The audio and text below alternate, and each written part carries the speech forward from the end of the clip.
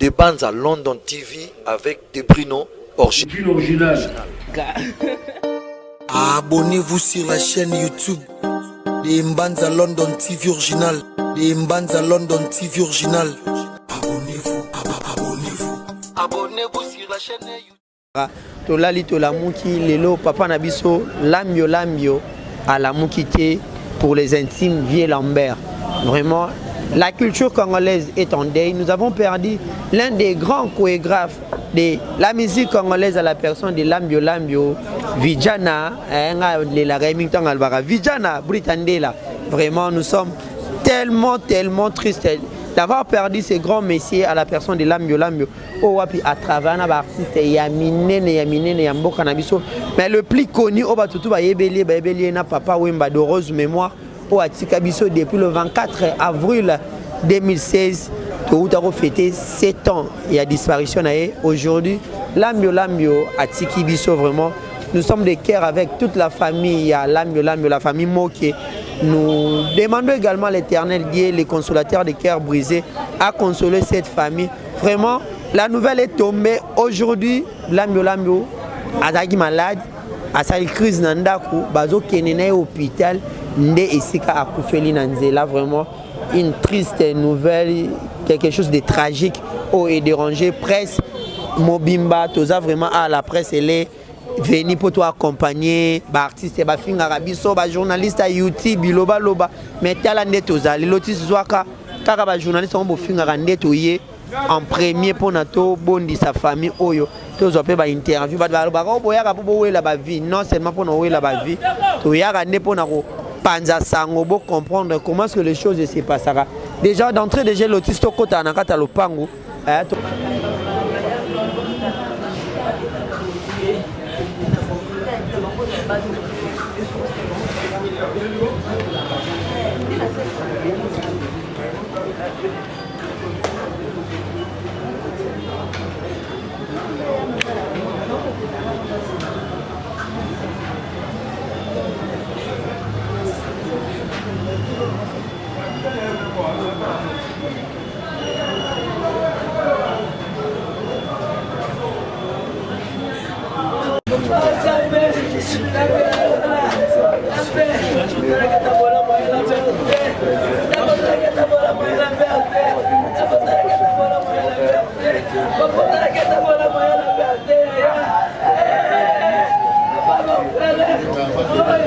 Beaucoup chers abonnés de Bonga Ludia, nous sommes vraiment dans la grande famille.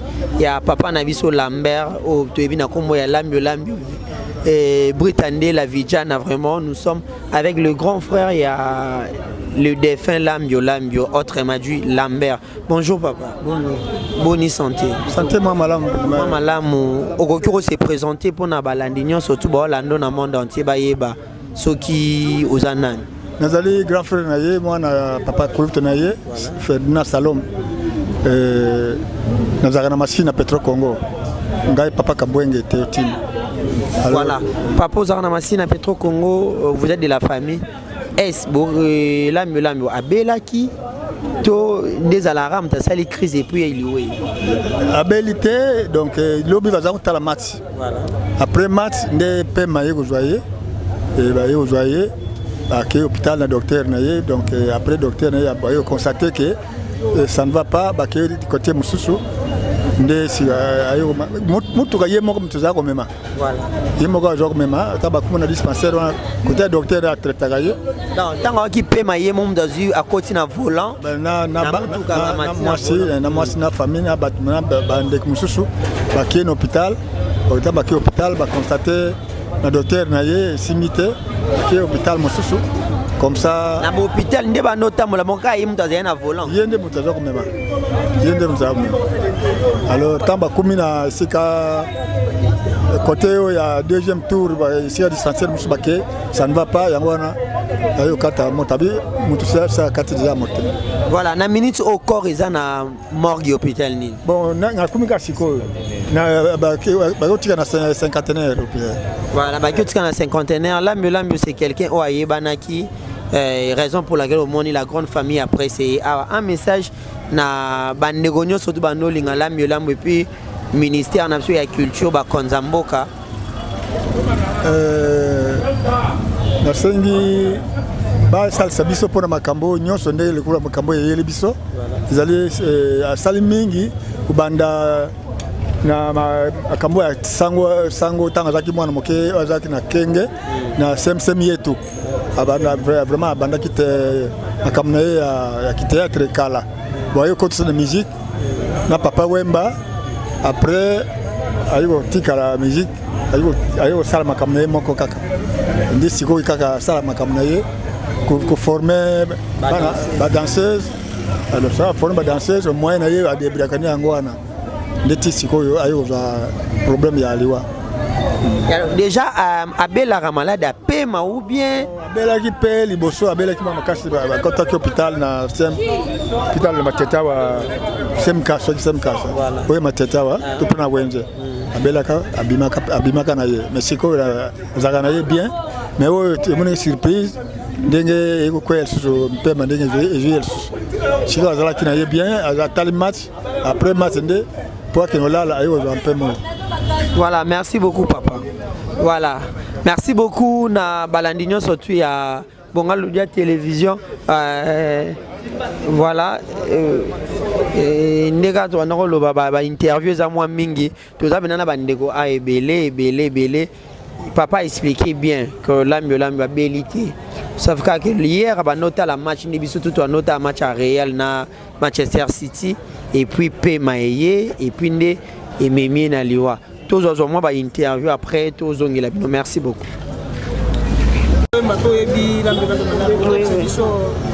Qu'est-ce qui vous a marqué au moment où donc naozanga maloba oloba donc na viva la musique ande tozaki ana esa papa Wemba esa pa Lambert bazo so biso te comme le cas ba danseuse bazo so biso vraiment le cas bana na bango ba oti na ndako ba pesa biso éducation bazo benga so na téléphone air ko ki boza wapi bozo ndako donc je manque les mots. Toyoka te ba vire ouais zalaka que non de ba danseuse ba témoignage mabe ko ba kofi ba témoignage mabe côté na bino na vivre les zalaka jamais. Bon, na vivre tozaki vraiment une éducation. Pas la mère vraiment a éduqué biso vraiment le coup la parent. Donc dernière fois que tu as eu le solo là c'était quand? Jour anniversaire Nezaki na avril. Si je me trompe pas en avril là. Tosolo qui est na WhatsApp, tosolo n'est pas na Facebook, na PC, bah joyeux anniversaire. Donc tosolo presque chaque jour parce que toza ba mis na Facebook, na WhatsApp. Donc tosolo kunda kuti bona okamo. Et lesquels nga na côté na groupe na biso ya ba grande dame ba nyonyo, na mona vraiment que o pa la mira ko fina ebité kabela ki elo rotende on a yebo.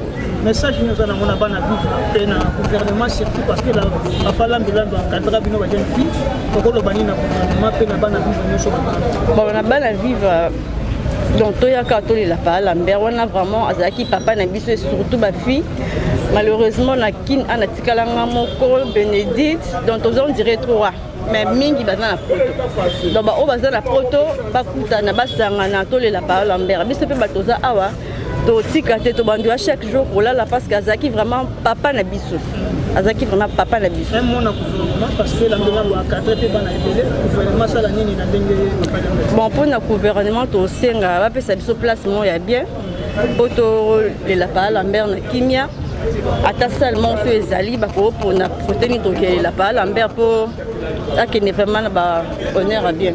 Merci beaucoup. Voilà, merci beaucoup. L'Anignon surtout, il y a Bonga Ludia télévision. Vraiment, nous sommes arrivés à la fin de cette interview pour nous montrer lelo. Matang et Kumuta Kufi lelo. Chaque jour, tu as nos ala awa pour nous avoir toujours des informations. Nega ezalara, tu es informé bino en temps réel évolution à Makambo. Le corps n'a mis chose à la morgue ya hôpital du cinquantenaire programme non épaissamité. L'ambulance c'est quelqu'un qui est connu à Eben monde ya culture à Eben en République démocratique du Congo. Je crois bien que na minto ministère ya culture eza saisi na liwana ye corporation ya ba journaliste ya ba musicien peu plutôt baza saisi na liwa ya lambio lambio afin de pouvoir s'organiser maramwe les cas vraiment bien. Merci beaucoup à tonton promo, à tonton promotion depuis Londres. Bambote na balandinho surtout ya bonga Loudia télévision. Vous avez toujours branché sur notre chaîne pour ne rien manquer. Puis abonnez-vous massivement, vous clochez sur cloche à notification pour ne rien manquer comme vidéo et que ça là bien vraiment. Nous sommes de cœur avec la famille à Lambio, de cœur avec tout. De Banza London TV.